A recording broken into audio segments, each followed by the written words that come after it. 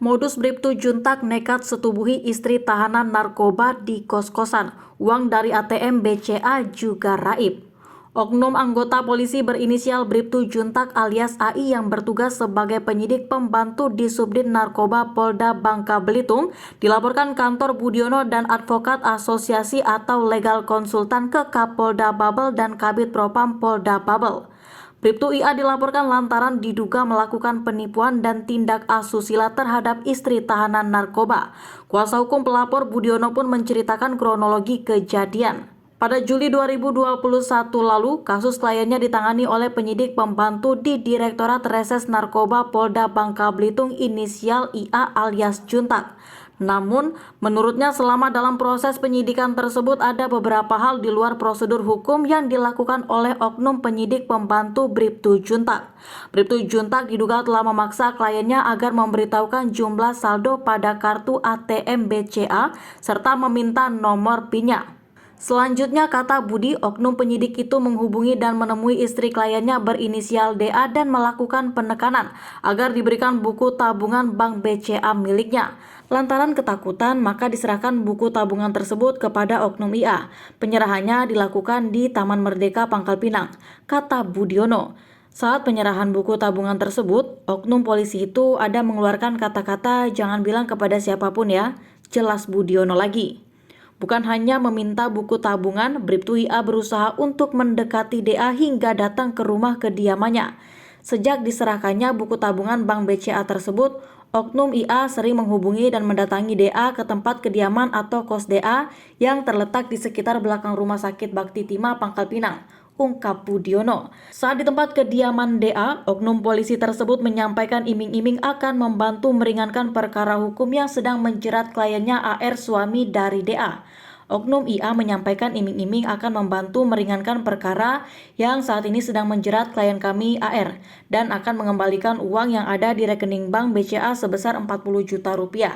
Akan tetapi, ia juga melakukan perbuatan tindak asusila terhadap DA yang merupakan istri dari seorang narapidana narkoba itu, ujarnya. Ditambahkan Budiono, kalau kliennya AR alias C terpidana penyalahgunaan narkotika telah divonis dengan pidana penjara selama 5 tahun 6 bulan dan saat ini sedang menjalani hukuman.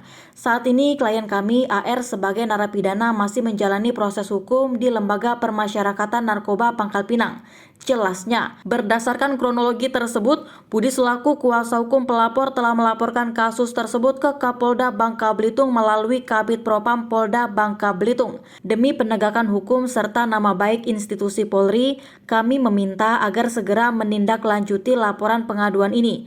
Kita minta juga tolong demi kepentingan hukum pemeriksaan agar kiranya Kapolda dapat menonaktifkan yang bersangkutan dari Direktorat Narkoba Polda Babel, tegas Budi. Menurutnya tahapan selanjutnya nanti adalah sidang Komisi Kode Etik Polri atau KKEP. Semua jelas ada tahapan dan aturannya.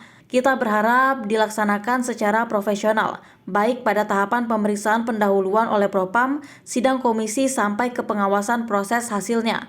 Kita harap semuanya sesuai prosedur, tandasnya. Ia mengatakan pihaknya percaya Kapolda dan Wakapolda Babel beserta unsur perangkat lainnya seperti pimpinan Itwasda dan Bitpropam akan melaksanakan fungsi pengawasan dan pemantauan tindak lanjut dengan seksama dan profesional.